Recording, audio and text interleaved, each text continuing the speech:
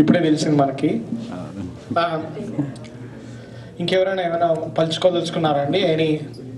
ఏమైనా విశ్లేషణ మీ తరఫున? కేసీ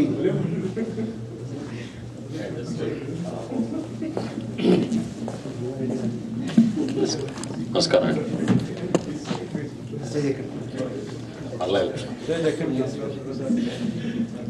సాహిత్యం ప్రయోజనం, పాఠకుల లోపమా సాహిత్యంలో లోపమా అని మంచి ప్రశ్న, చర్చ చంద్రాస్తాలే దాన్ని మొదలుపెట్టారు.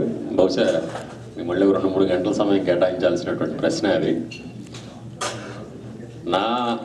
నేను చూసినటువంటి పరిశీలనలో ఏమిటంటే, సాహిత్యం సమాజానికి ఎప్పుడూ ప్రయోజనాన్ని కలిగిస్తుంది, కానీ దాని అవసరం, అది చూపించేటువంటి ప్రభావం బాగా ఎప్పుడు కనపడుతుందంటే సమాజంలో వ్యాక్యూమ్ ఉన్నప్పుడు, ఒక శూన్యత ఏర్పడినప్పుడు దానికి ఆ శూన్యాన్ని భర్తీ చేయడానికి వచ్చేటువంటి సాహిత్యం ఖచ్చితంగా ప్రభావాన్ని చూపిస్తుంది. అంటే దేశంలో నిరుద్యోగం బాగా పెరిగిపోయినప్పుడు, లేకపోతే యువతలో అశాంతి నెలకొన్నప్పుడు ఒక పక్కన విప్లవ కవిత్వం కానీ అభ్యుదయ కవిత్వం కానీ వస్తే అది ఖచ్చితంగా ప్రభావం చూపుతుంది. అంటే ఆ వ్యాక్యూమ్ ఉండాలి.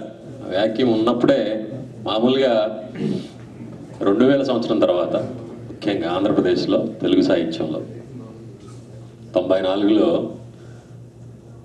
ఆర్థిక సంస్కరణ మొదలయ్యాక సాహిత్యం కూడా మారిపోయింది. 94 తర్వాత 2000 సంవత్సరానికి వచ్చేటప్పటికి ఐటీ బూమ్ తోటి సాహిత్యం ప్రభావం చూపించేటువంటి ప్రభావం కూడా మారిపోయింది. అంటే మీకు 80లో జై జంబల్బరి నక్సల్బరి అనే ఒక పాట రాస్తేనో కవిత రాస్తేనో ఖచ్చితంగా ప్రభావం చూపేది. ఎందుకంటే వేలాది మంది ఇంజనీరింగ్ విద్యార్థులు, డిగ్రీ విద్యార్థులు ఉద్యోగాలు లేక చాలా కష్టాల్లో, నష్టాల్లో, అశాంతిలో ఉంటూ వాళ్ళకి ఆ సాహిత్యం వాళ్ళ మీద ప్రభావాన్ని చూపేది. 2001లో క్యాంపస్లకు వచ్చి విద్యార్థుల్ని రిక్రూట్ చేసుకుంటున్నటువంటి సమయంలో ఎర్ర జెండా పడదాం, ఎర్ర బావుట ఎత్తుదాం అని అంటే ఎవడు దాన్ని చదవడు, దాన్ని హర్షించడు.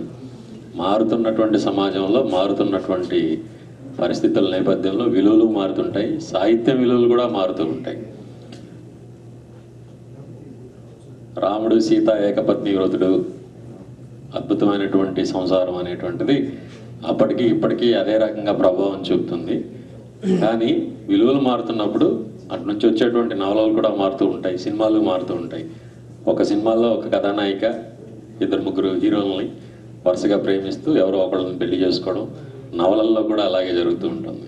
అంత మాత్రం చేత అది చెడు సాహిత్యం అయిపోదు, కానీ అది కూడా ప్రభావాన్ని చూపుతుంది. కానీ దాన్ని తీసుకునేటువంటి సమాజం మార్పు వస్తుంది కాబట్టి మెల్లగా అది కూడా ఒకే సమంజసమే. పెళ్ళి అంటే దొడ్లో కట్టిపడేసుకునేటువంటి పద్ధతి కాదు, జీవితకాలం సాగించేటువంటి ప్రయాణం. మనసులు పొసగితేనే సరి అది సాగుతుంది అనేటువంటి ధోరణి, విలువలు మారుతూ వస్తున్న కొద్దీ అలాంటి నవలకి, అలాంటి కథలకు కూడా ఆదరణ పెరుగుతూ వచ్చింది, అలాంటి సినిమాలకు కూడా ఆదరణ పెరుగుతూ వస్తుంది.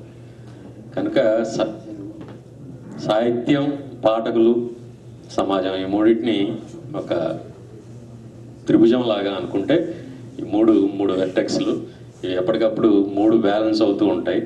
3 బ్యాలెన్స్ అయిన రోజులు ఆ ప్రభావం సాహిత్యం ఖచ్చితంగా సమాజం మీద, సాహిత్యం పాఠకుల మీద, సమాజం సాహిత్యం మీద, పాఠకులు సాహిత్యం మీద, ఈ 3 ఒకదానికొకటి ప్రభావాన్ని చూపుతూ ఉంటాయి. అది చిన్న అభిప్రాయం పంచుకున్నాను. Thank you.